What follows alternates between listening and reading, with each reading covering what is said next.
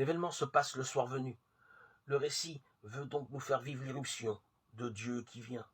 Effectivement, Jésus veut les dépasser comme Dieu lui-même passe devant Moïse lorsqu'il se révèle à lui, Exode 34, 6.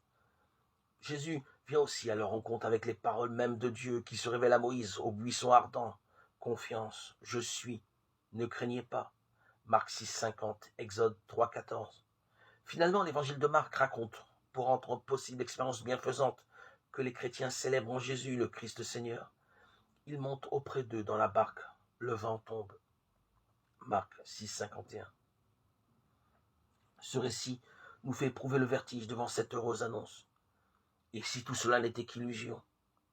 Eux, le voyant marcher sur la mer, croient que c'est un fantôme et ils vocifèrent. Marc 6, 49. Seuls dans la barque, les disciples vivent une régression analogue à celle que l'initiation tribale organise dans certaines ethnies. On délimite un plan d'eau sur lequel on édifie une hutte.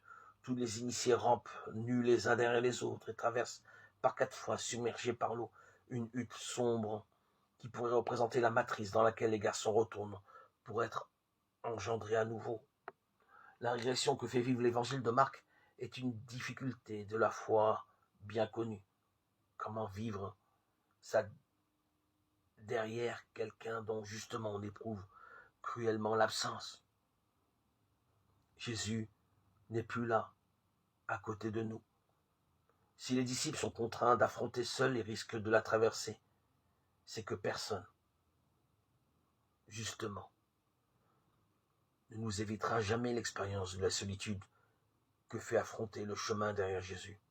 Il ne s'agit pas de marcher dans le seul souvenir d'une action de sauvetage que Jésus a accomplie un jour ou mu par l'esprit infantile de voir Jésus opérer pour nous les mêmes miracles qu'autrefois. Notre chemin derrière Jésus est inscrit dans l'action que Jésus continue, aujourd'hui comme hier, d'avoir comme ressuscité à notre égard